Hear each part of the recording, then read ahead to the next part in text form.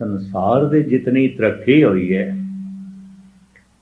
वो शरीरक लोड़ां ने मनुख दे कोलों तरक्की कराई है।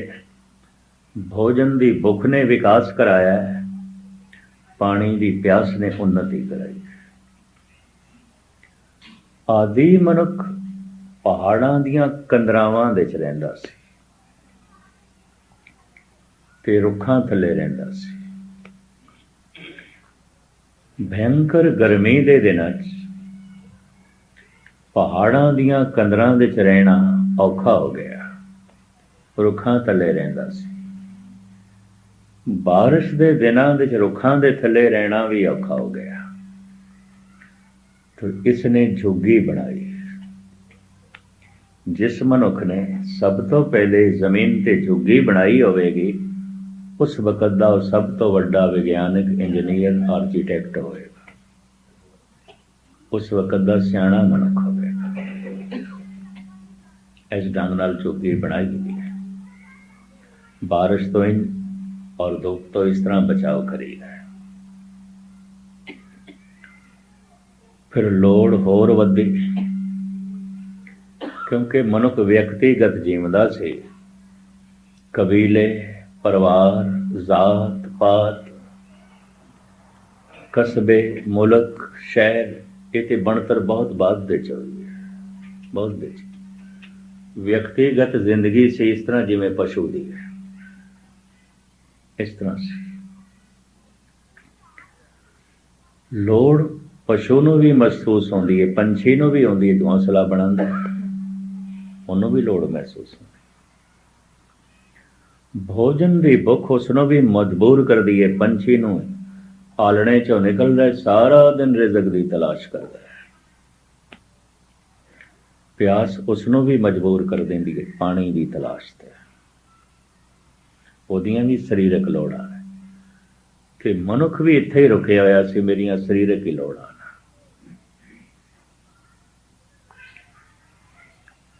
शरीरक लोड़ ने पहाड़ां दी कंदरां चों इस नूं कढ़िया क्योंकि गर्मी लगन लग पई, रुखां थल्ले आ गया। और बारिश दे च रुख दे च बचाव करना औखा सी। जे सारी रात मींह पैंदा है तो बारिश दरखत तो भी टपकन लग पैंदा सी पानी। फिर इसने झुग्गी बनाई, फिर इसने मिट्टी दे कोठे बनाए, फिर इसने मिट्टी दियां ईटां बना के जरा सोहणे ढंग नाल मकान बनाए। चलिया ते पहाड़ां दियां कंदरावां तो सी, अज 100 मंजिला उचियां उचियां बिल्डिंगां दा मालिक है। लोड़ा ने सारा विकास कराया, जरूरत है। पहाड़ां दी कंदरां दे रुखां थले आदि मनुख नंगा ही रहिंदा सी जैसे पशु। धन गुरु नानक देव जी महाराज कहते ने विस्माद नांगे फिरे जंद। महाराज कहते मैं तो हैरान हो जाना, विस्माद हो जाना, नगनता दा बोध पशुओं नूं नहीं है। असीं नंगे हैं ऐसा ख्याल नहीं होना, किसी भी पशु नूं नहीं है। समझ नहीं है। समझ दे नाल ही समाज का जन्म होंदा है, लज्जा का जन्म होंदा है, शर्मो हया का जन्म होंदा है। इस्लाम ऐसा कहता है मनुखता का उस दिन जन्म होया, इंसानियत का उस दिन जन्म होया जिस दिन बाबे आदम नूं महसूस होया मैं नंगा, और उन्हें दरख्तां दे पत्तियां नाल अपना तन ढकिया। इस्लाम इंज कहता है इंसानियत का जन्म, मनुखता का जन्म नगनता दे बोध तो होया। भारत दे आदि मनुख ने भी दरख्तां दे पत्तियां नाल, केले दे छिलके नाल, बोड़ दी छाल नाल अपना तन ढकिया। इन्हां दी उम्र मियाद लंबी नहीं आउंदी सी, पत्ते सुकदे सन, तन नूं चुभदे सन। फिर पशुओं की खल नाल इसने अपना तन ढकिया, हिरन की खल। सांबर की खल, चेतल की खल, इस तरह वड्डे वड्डे पशुओं की खल नाल इसने अपना तन ढकिया।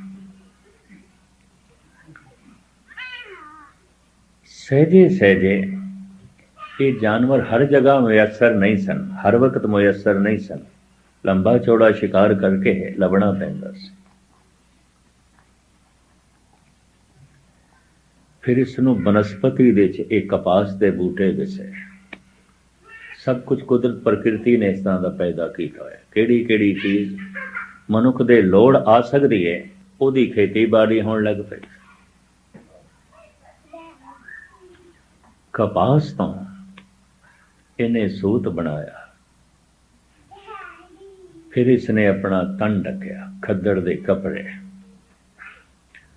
अज हज़ारां तरह दे कपड़े, रेशमी कपड़े, गर्म कपड़े, सूती कपड़े, हज़ारां तरह दे कपड़ियां दा मनुख जन्म दाता है। चलिया ते नंगा ही सी। इसे तरीके दे नाल जंगल दे फल फुल ही इसकी खुराक सी। इस नाल पेट बलदा सी। फल हर वक्त दरख्तां ते नहीं आउंदे सन, मौसम दे नाल आउंदे सन। फिर जंगली जानवरां नूं मार के कच्चा मांस खा के अपनी उपजीविका चलांदा सी। आदि मनुख इस तरह ही करदा सी। अज हज़ारां तरह दे पकवानां दा, भोजन दा मनुख जन्म दाता। दूर क्यों जाओ, सैकड़े तरह के खाने तो भारत दे, बंगालियां का खाना, साउथ इंडियन खाना जो कन्नड़, तमिल, केरला का, फिर गुजरातियां का खाना। गुजराती ते साग सब्जी च भी गुड़ पाते, मिठा पाते।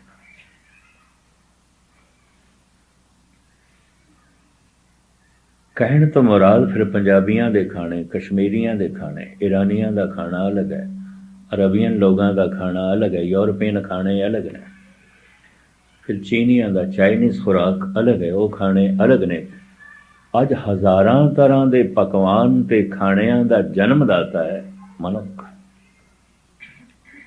खुराक इसकी आदि सी जंगल दे फल फुल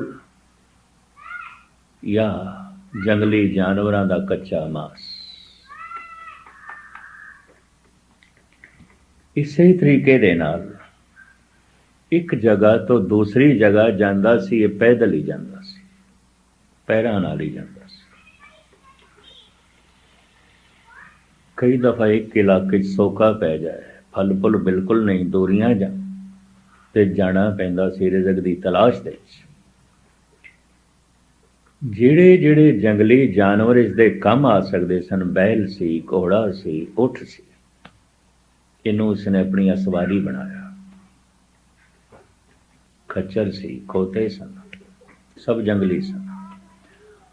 पकड़ पकड़ के इसने उन्होंने अपना वाहन बनाया, अपनी असवारी बनाया।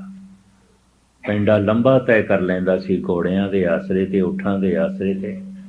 दूर क्यों जाओ, सिकंदर भी घोड़ियां ते ही आया सी भारत, हज़ारां मील की यात्रा तय करके।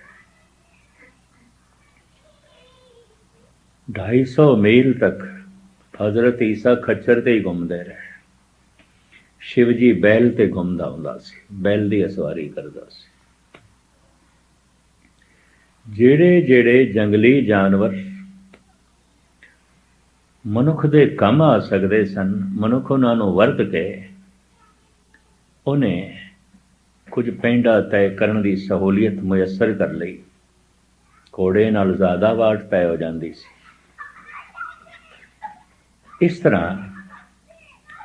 फिर सहजे सहजे विकास करदियां फिर मनुख ने साइकिल बनाई, मोटर कार बनाई, रेल गड्डियां बनाईयां।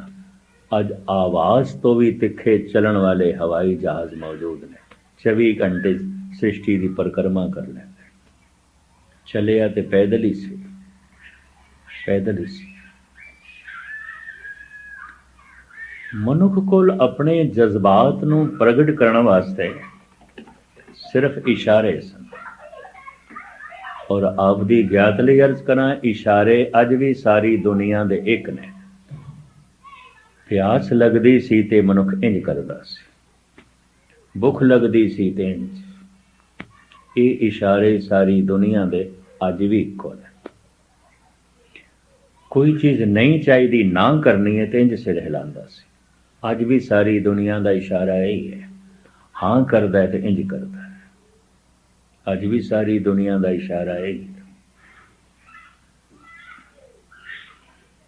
अपने जज्बात नूं, अपनियां लोड़ां नूं ये सिर दे इशारे नाल, हत्थां दे इशारे नाल प्रगट करने की कोशिश करदा सी।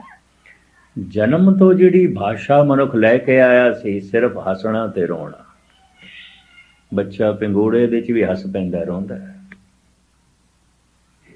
ये जन्म तो लैके आया। चूंकि प्राकृतिक है, जन्म तो लैके आया, इस वास्ते सारी दुनिया के बच्चों का रोना एक है। असी इंज नहीं कहते इंग्लिश दे च रो रहे हैं, ये पंजाबी दे च रो रहे हैं, ये पर्शियन दे च रो रहे हैं, या ये चाइनीज़ दे च रो रहे हैं, ये जैपनीज़ दे च रो रहे हैं, ये हिंदी दे च रो रहे हैं, संस्कृत दे च रो रहे हैं, ये गुजराती दे च रो रहे हैं, ये पंजाबी दे च रो रहे हैं, रो रहे हैं। और रोना सारी दुनिया नूं समझ च आ जाता है। प्राकृतिक है, जन्म तो है। हस रहा वे कोई मनुख, असी इस तरह नहीं कहते कि पंजाबी दे च हसदा पिया, या इंग्लिश दे च हस रहा, या पर्शियन दे च हस रहा। हासा रोना प्राकृतिक है, जन्म तो नाल लेके आया है। सारी दुनिया का इको ही है, एकदम समझते च आ जाता है। कोई रो रहा एकदम समझ च आ जाता है, बेचैन होवेगा, दुखी होवेगा, हस रहा है, खुश होवेगा। सारी दुनिया का एक है। हासे नाल सीमित जिहां खुशी नूं प्रगट किया जा सकदा सी, रोने नाल सीमित जिहां दुख नूं प्रगट किया जा सकदा सी, इशारियां नाल सीमित लोड़ां नूं प्रगट किया जा सकदा सी। अंदर भाव मनुख दे बहुत सन कुछ कहण दे। भाषावां दा जन्म होया, मनुख दी जबान चों अखर निकले। अज हज़ारां तरह दीयां भाषावां दा मनुख जन्मदाता है। दूर क्यों जाओ, पंजाबी भी एक तरह की नहीं है। मालवे की पंजाबी अलग है तो माजे की अलग है, चढ़दी पंजाबी अलग है, लैंदी पंजाबी अलग है। लाहौर तो परे चले जाओ तो पंजाबी अलग है। सरगोदे की पंजाबी, गुजरात मियाँ वाली, मुल्तान की पंजाबी, फ्रंटियर की पंजाबी अलग है, लैंदी पंजाबी। मैनू चंगी तरह याद है, श्रोमणी कमेटी ने दास की सेवा लाई सी। एक दफ़ा धन गुरु नानक देव जी महाराज के पुरब ते ननकाना साहब, उत्थे मंग सी भी सारा प्रोग्राम टैलीकास्ट होना है तो उर्दू दे बोलना है। दास उर्दू दे उत्थे कथा करदा रहा, गुरबाणी की विचार सरवण करांदा रहा। गुरपुरब वाले दिन संगतां दी भी मंग भी पंजाबी च ही बोली है। फिर उस दिन मैं 3 हाज़रियां भरियां पंजाबी विच। बाहर आके पाकिस्तानी पुछदे सन, तुसीं पंजाबी च बोलदे ते कोई साडी समझ च आउंदी। मैं कहा मैं तो पंजाबी च ही बोलिया। कहंदे ये किहड़ी पंजाबी है, नहीं समझ चाहिए, पूरी गल नहीं समझ चाहिए। एक तरह की कोई पंजाबी नहीं है, एक तरह की इंग्लिश भी नहीं है। मेरे नाल सरदार लो सिंह, इंग्लैंड का एक अंग्रेज़ सजे होया सिंह है। 2-1 महीने इंडिया नाल भरमण करता है, कदी कदी विदेशों च भी आउंदा है। एक दफ़ा कनेडा नाल आया, उत्थों के लोग ही पुछदे सन किहड़ी इंग्लिश बोलदा है। मैं कहा हद हो गई, बच्चे नहीं समझते सन। उच्चारण अलग अलग हो जाता है, अलग अलग। एक तरह की हिंदी भी नहीं है, बिहारी हिंदी अलग है, यूपी की हिंदी अलग है, राजस्थान की अलग है, मध्य भारत की अलग है। अज मनुख हज़ारां तरह दीयां भाषावां का जन्मदाता है। चाइनीज़ भी एक तरह की नहीं है, ये भी मैं अर्ज करता। पुराने बजुर्ग ते कहते सन पर दरिया पार करिए तो बोली बदल जाती, इंज कहते होंगे भी कोआं ते बोली बदल जाती है। अंदरूनी जज्बात नूं प्रगट करने वास्ते अनंत भाषावां दा जन्म होया, भाषा दा जन्म होया, लोड़ां दा विकास होया, मनुख विकसित होंदा गया। विकास दे नाल खतरे भी वध गए। मनुख दा लोभ छीना झपटी करा दिंदा सी, मनुख दा हंकार जुल्म करा दिंदा सी, मनुख दी सीमा तो वधी हुई वासना किसी दी इज्जत लुट लैंदी सी। पहले पहल मनुख जे किधरे लड़ पए ते नाखुन बस यही हथियार सन, या कट लैंदा सी या नाखुन चबाउंदा सी। पशुआं कोलों, जंगली जानवरां कोलों उस वक्त मनुख इस वास्ते डरदा सी ते हार गया सी, उन्हां दे नाखुनां दे मुकाबले च इस दे नाखुन कमज़ोर सन। उन्हां दे दंदां दे सामने मनुख दे दंद कमज़ोर सन। हत्थ दे च लाठी आई, लाठी नाल लोहे दी किल जुड़ी, बरछा बनिया। तलवार आई, सहजे सहजे बंदूक आई। भारत हार गया बाबर तो क्योंकि वह तोप ले आया सी, तोप नाल उड़ाई गया, भावें एक मामूली जिहा तोप सी छोटी। तोप आई, फिर टैंक आए, फिर तरह तरह के खतरनाक हथियार आउंदे आउंदे एटम बम आया, हाइड्रोजन बम आया। मनुख का खतरा जितना वधदा गया उतने खतरनाक हथियार पैदा होंदे गए, पैदा होंदे गए, पैदा होंदे गए। चलिया ते नाखुना तो सी, चलिया ते दंदां तो सी, अज हाइड्रोजन बम तो भी अगे लंघ गए। इसी तरीके दे नाल गौर नाल देखिए, मनुख दे अंदर ख्याल आया जो मैं समझे है, जो मैं जाने है, कलियां मैं जाने है, बाकियां नूं नहीं पता, और मेरी जानकारी बहुत लंबे समय तक रवे। इत्थों लिखण दी शैली का जन्म होया, अखर बने।